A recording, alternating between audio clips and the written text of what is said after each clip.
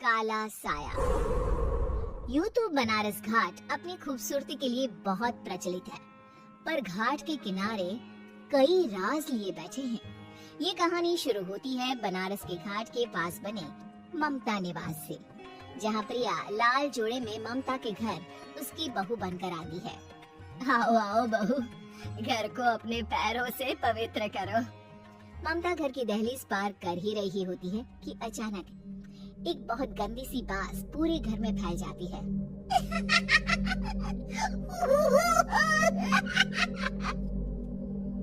ये बदबू और ये आवाजें, ये कौन हंस रहा है माँ? अब ये पड़ोसी ना हमारे थोड़े अलग से है। कहाँ हम शाकाहारी और ये मांस मच्छी खाने वाले। छोड़, तू ध्यान मत दे और गृह प्रवेश कर। और हाँ बहू, अपनी सास की एक बात हमेशा याद रखना, इन पड़ोसियों से तो कभी बात नहीं करेगी। अच्छे लोग नहीं है ये। अपनी सास की ये बात मानेगी ना बेटा? हाँ माँ, जो आपकी मर्जी, मैं उनसे बात नहीं करूँगी। अगले दिन प्रिया अपनी पहली रसोई बनाने रसोई घर में जाती है। ये छोटी बात तो नाक में जा रही है। एक काम करती हूँ, खिड़की खोल देती हूँ। प्रिया खिड़की खोलने जाती है। इतने जाले, लगता है इस खिड़की को कभी खोला ही नहीं गया। पर ऐसा क्यों? ओह, नॉन वेज की स्मेल आती होगी ना। 2 मिनट के लिए खोल लेती हूँ, फिर बंद कर दूंगी। प्रिया खिड़की खोलती है। खिड़की खोलते ही उसकी नजर सामने वाले घर की खिड़की पर पड़ती है, जहाँ एक लड़की खड़ी होती है। हाथों में मेहंदी, लाल रंग की साड़ी, बिल्कुल सजी धजी, मानो प्रिया की तरह ही वो भी नई नवेली बहू हो। वो प्रिया को देखकर मुस्कुराती है। हे भगवान, माँ ने तो इनसे बात करने को मना किया था। प्रिया फौरन ही खिड़की बंद कर देती है और तवे पर चढ़ी रोटी की ओर देखने लगती है, पर वहाँ रोटी न होकर मछली पड़ी होती है। ये क्या? पहली ही रसोई में इतनी बड़ी गलती! हे भगवान, अब मैं क्या करूँ? प्रिया बहुत डर जाती है और फौरन रसोई की सफाई करने और फिर सभी के लिए खाना बनाने लग जाती है। जब वो सबको खाना परोसती है, सब तो ठीक है, मैं बेकार में चिंता कर रही थी। हे भगवान, ऐसे ही बस अपनी कृपा बनाए रखना। रात के वक्त जब सब सो रहे होते हैं, तब प्रिया को पायल की आवाज सुनाई देती है, जिससे उसकी आंख खुल जाती है।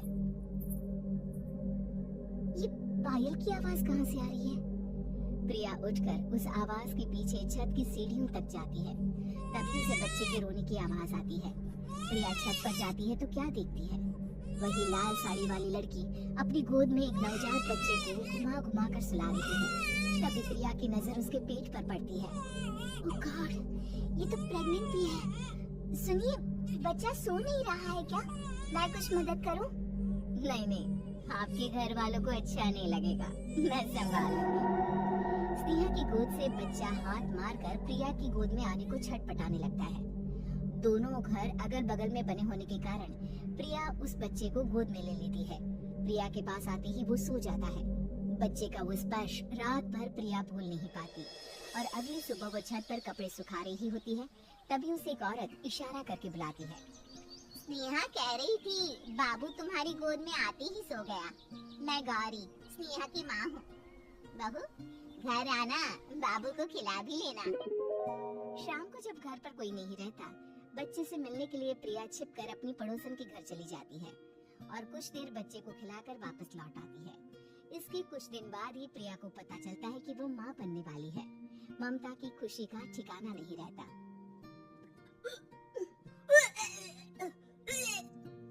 माँ जी, पता नहीं क्यों उल्टी आ रही है। प्रिया भागती हुई वॉशरूम में जाती है तो हरी और लाल रंग की उल्टी करती है। उस उल्टी में से कीड़े निकलते हैं। ये क्या?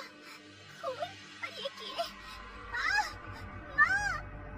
प्रिया की आवाज सुनकर ममता दौड़ कर आती है, पर बीजी में कुछ नहीं होता। प्रिया हक्की बक्की रह जाती है।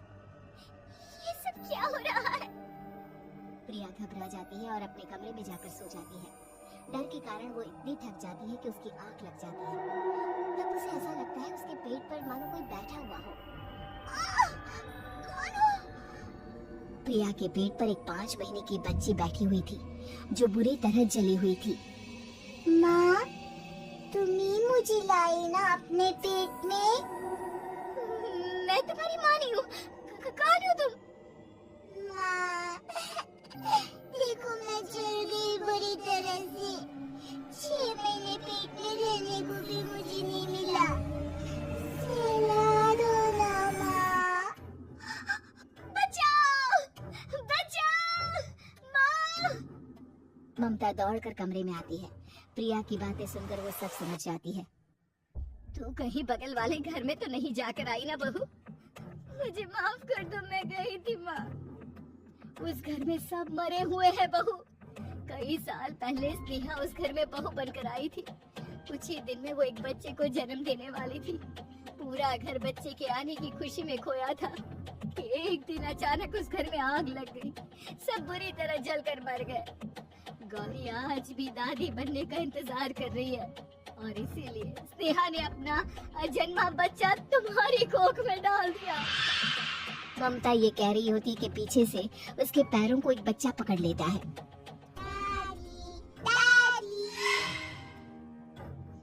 माँ, स्नेहा की गोद में यही बच्चा था।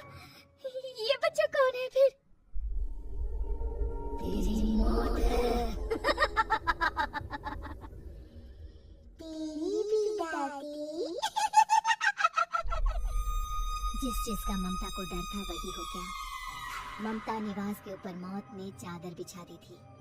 प्रिया का पेट ऐसे बढ़ जाता है मानो 9 महीने का हो। 2 हाथ उसके पेट से बाहर निकलते हैं। बहू, संतोष को फोन कर, किसी पंडित जी को बुला बहू। प्रिया का पति भागता हुआ घर आता है। ये तो होना ही था माँ। तेरा बाप तेरे सामने आ गया तो तू सह नहीं पा रही है। स्नेहा घर में आग लगी नहीं थी, माँ ने लगाई थी, प्रॉपर्टी की लालच में। और वो बच्चा मेरी पहली पत्नी का बच्चा है, मेरा बेटा, जो कि उस आग की चपेट का शिकार हो गया था।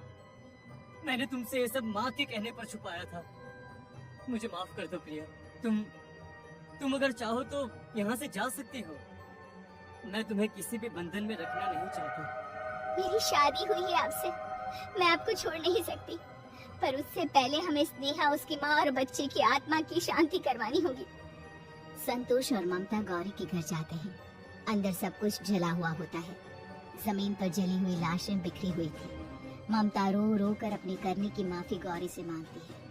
प्रिया स्नेहा के घर वालों का अंतिम संस्कार करवा देती है और ममता निवास फिर से आत्माओं के साए से मुक्त हो जाता है।